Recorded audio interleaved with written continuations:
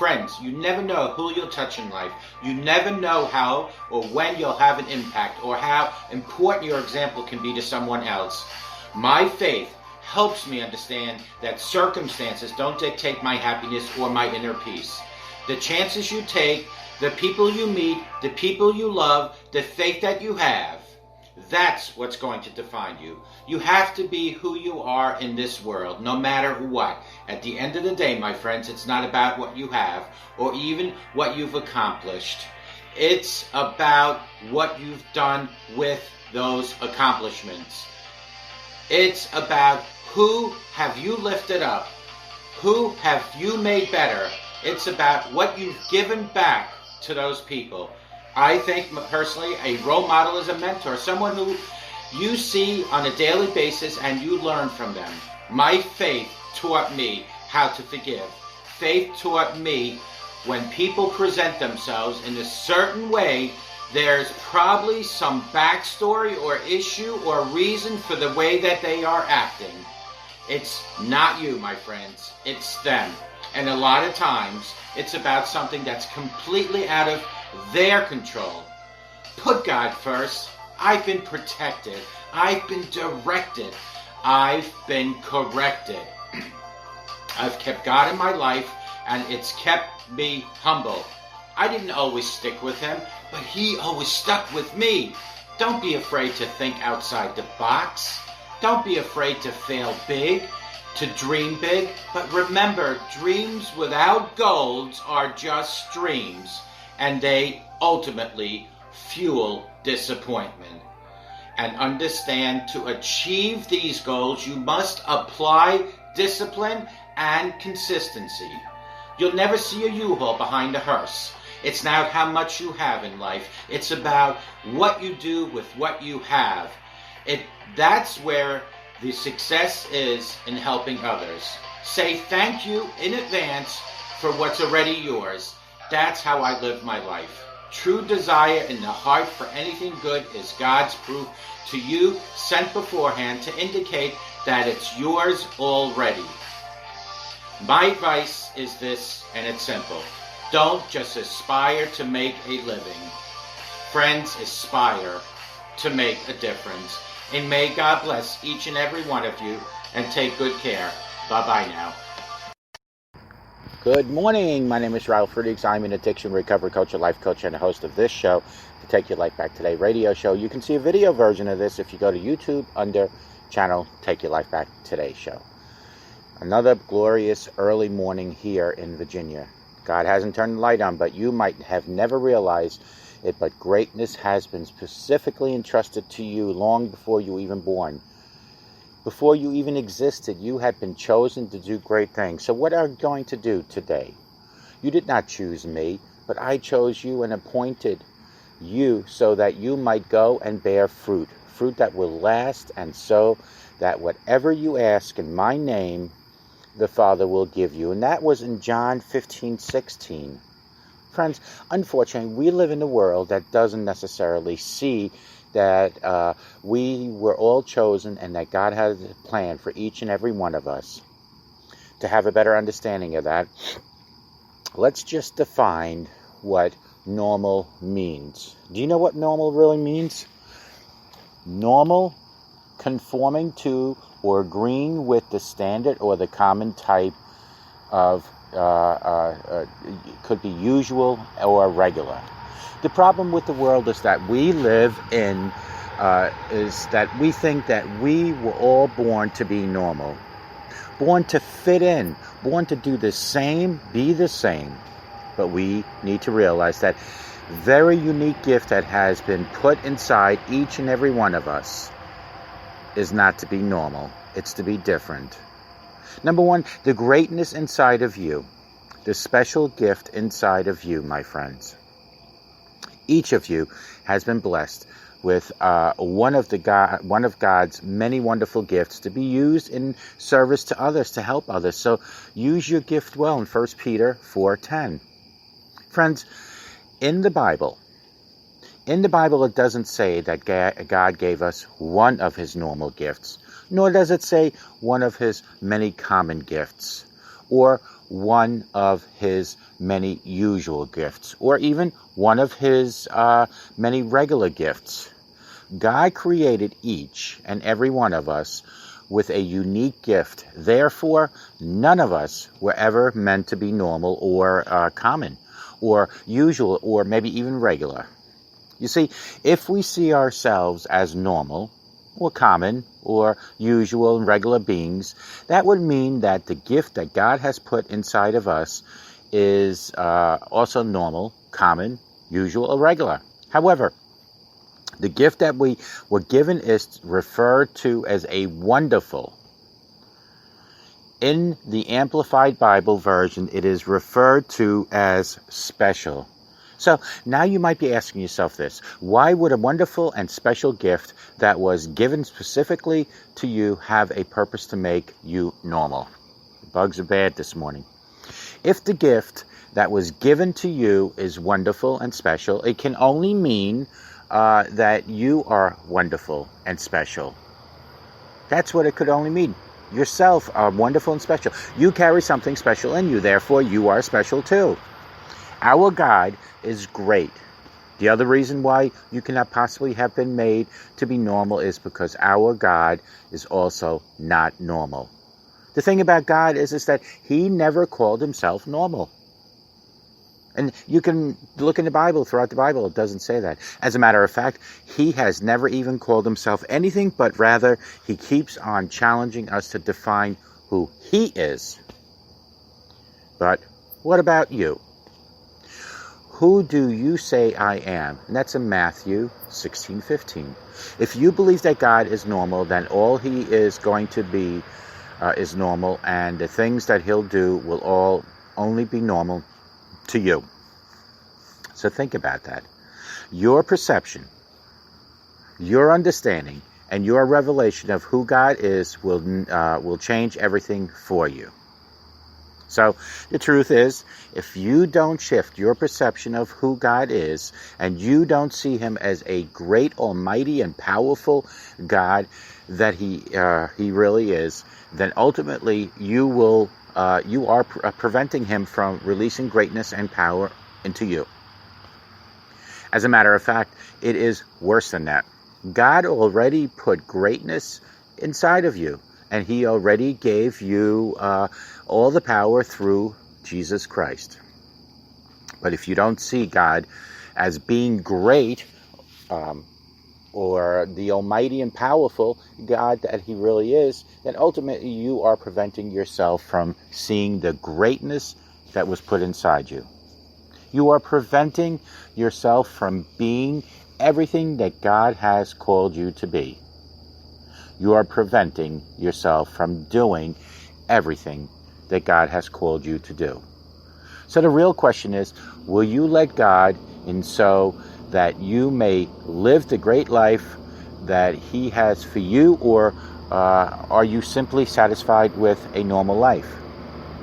You can choose to have a normal life and be normal. I mean, that's your choice. But God has called you to be so much more than that.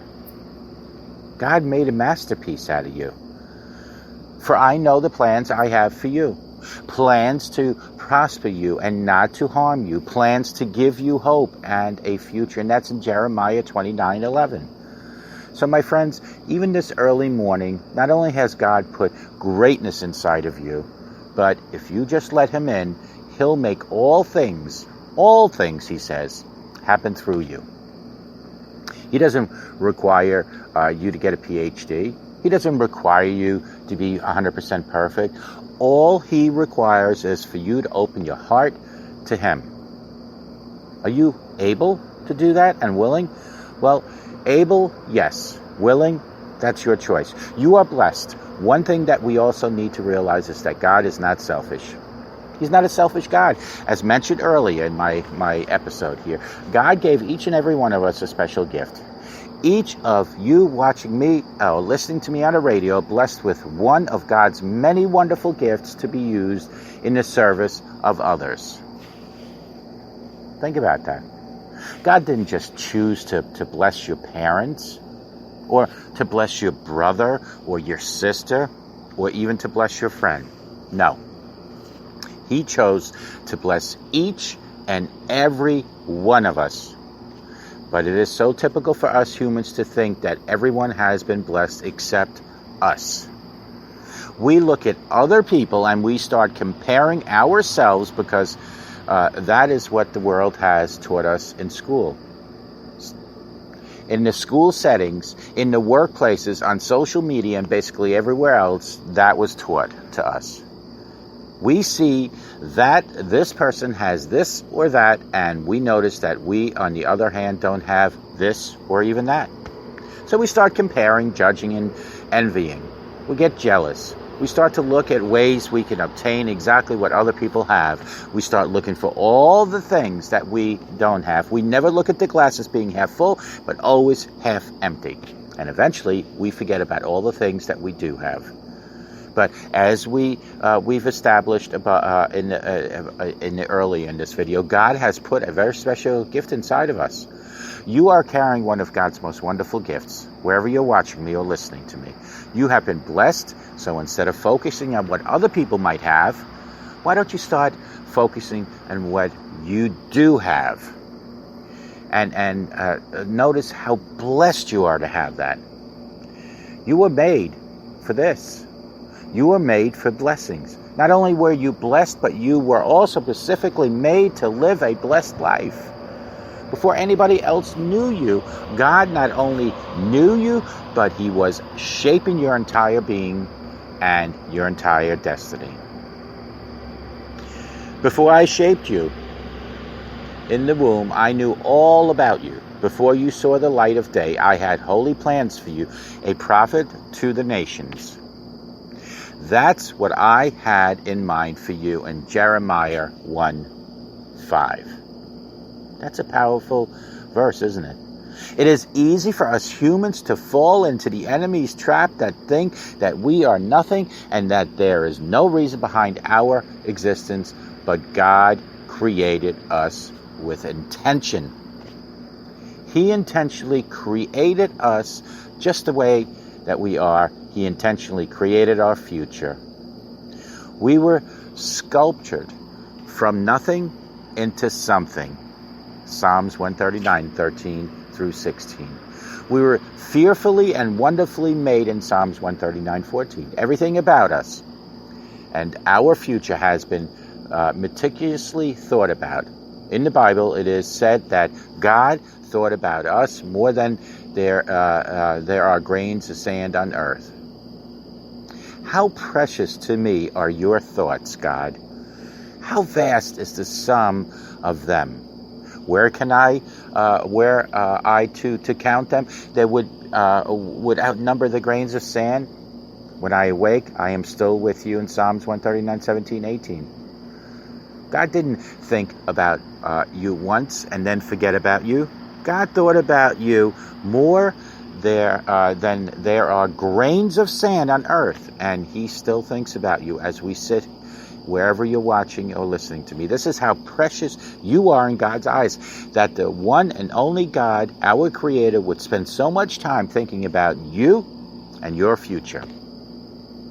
All that is left to do is to have faith, not only in the fact that we were made for everything that we were called for, but that God is going to be with us every step of the way because we are constantly on His mind. He doesn't forget you today. Your greatness has been paid in full, my friends.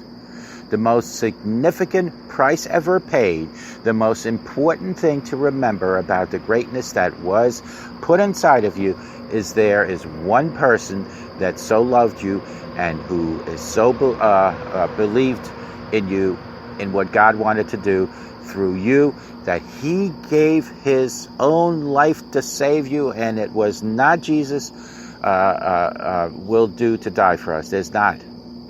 In the Garden of Gethsemane, Jesus even asked God if He could be another way to save us. Is there another way to save us? My Father, if there is any other way, any way, get me out of this. Matthew 26:39.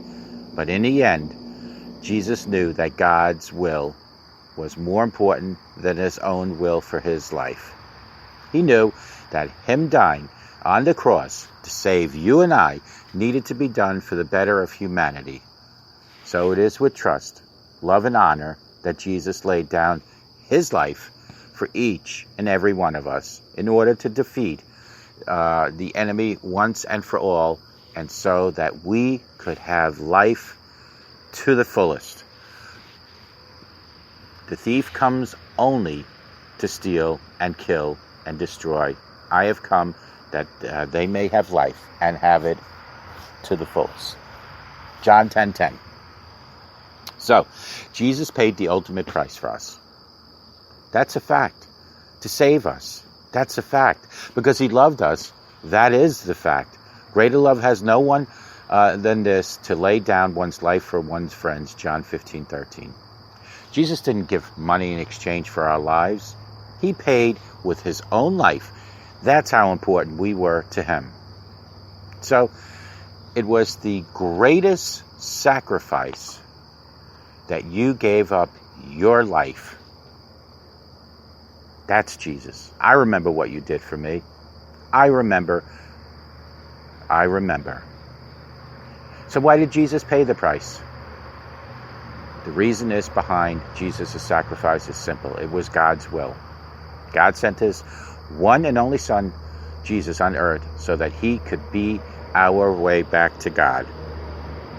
Christ died once for our sins. An innocent person died for those who are guilty. Christ did this to bring you to God when his body was put to death and his spirit was made alive. 1 Peter 3:18. Friends, isn't it time for you to make that decision to get closer to God? Because Jesus died so that we could have a relationship with God.